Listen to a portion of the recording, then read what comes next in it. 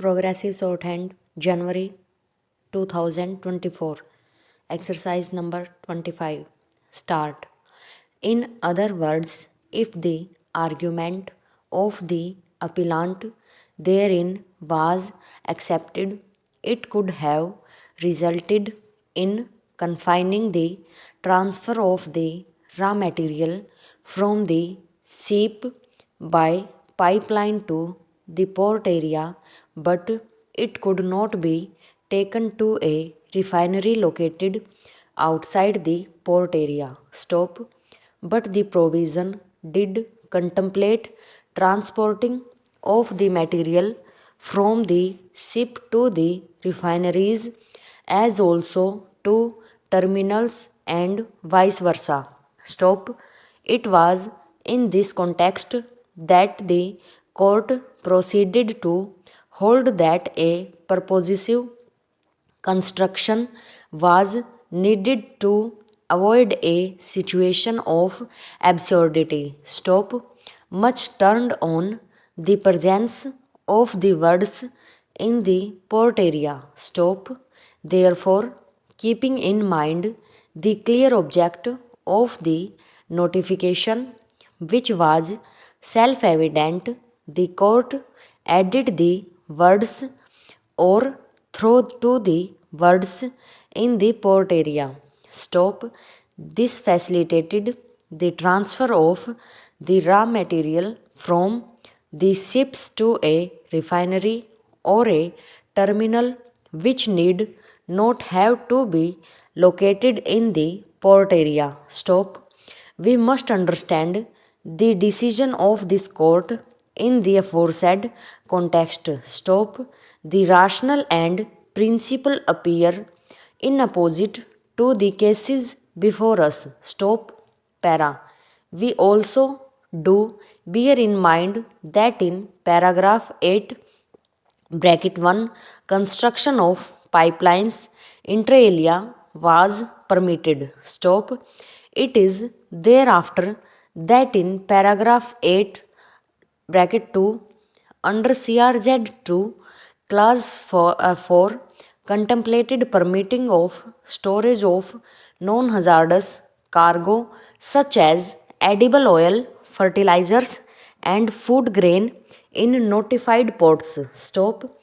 We may broaden our inquiry into the relevant contents of CRZ 3. Stop.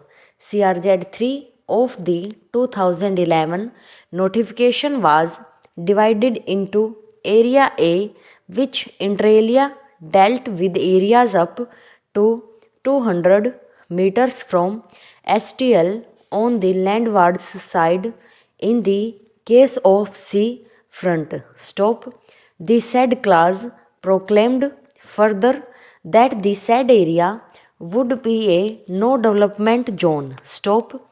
We notice that CRZ 3, the NDZ was not to be applicable in such areas within any port limits. Stop. Thus, the expression within made its appearance in relation to notified port limits again. Stop. In the permitted activities in the NDZ under area A, viz up to 200 meters as aforesaid, we find clause bracket E, which permitted facilities for receipt and storage of petroleum products and liquefied petroleum gas as specified in Annexure 2. Stop. Area B or CRZ 3 is described as the area comprised from 200 meters to 500 meters. Stop. Para. Under the same, we notice that again facilities for receipt and storage of petroleum products and liquefied natural gas as specified in Annexure 2 was permitted. Stop. We may bear in mind that the very same activity had also been contemplated in area A of CRZ 3, viz. the area comprised to 200 meters of the high tide line of the landward area in the case of the sea front. Inter alia stop. Interestingly, when it comes to storage of non-hazardous cargo such as edible oils, fertilizers and food grain in the notified ports, it was permitted activity in area B of CRZ 3 under clause 4 thereof, that is an area located between 200 meters to 500 meters. Stop. It must be noticed that CRZ 3 had been classified in paragraph 7 essentially as relatively undisturbed area, which did not belong to either CRZ 1 or 2, which included the coastal zone in rural areas, both developed and undeveloped, and also areas within municipal limits or in other legally designated urban areas, which were not substantially built up. Stop.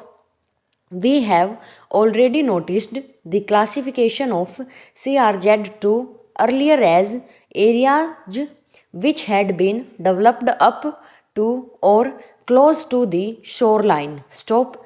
Can it then be said that storage of non-hazardous cargo such as edible oil, fertilizers, food grain permitted in the notified ports in the CRZ 3 area B also permitted in CRZ 3 area A? Question mark. Going by the contents of CRZ 3 under activities which were permitted in the NDS Z, we are unable to find any clause which permitted such storage of non-hazardous cargo including edible oil inter alia thereof in the NDZ area falling under area A of CRZ 3. It may have been impermissible. Stop. Para. We have made this discussion only to remind ourselves that in interpretation of the notification, we are concerned with a pursuit of a purposive interpretation or a search for a rationale which the court finds fair may meet with limitations which flow from the object of the maker of the notification being confined to the plain meaning of the words used. Stop. No doubt a situation found in the facts of the case reported in many call for a different approach. Stop. Reverting back to the controversy projected from the difference between the words within and in, we may notice the following discussion of the NGT, which is a specialized body consisting of a judicial member and a technical member in a statutory appeal under the Act in Compact Oxford English Dictionary. Stop.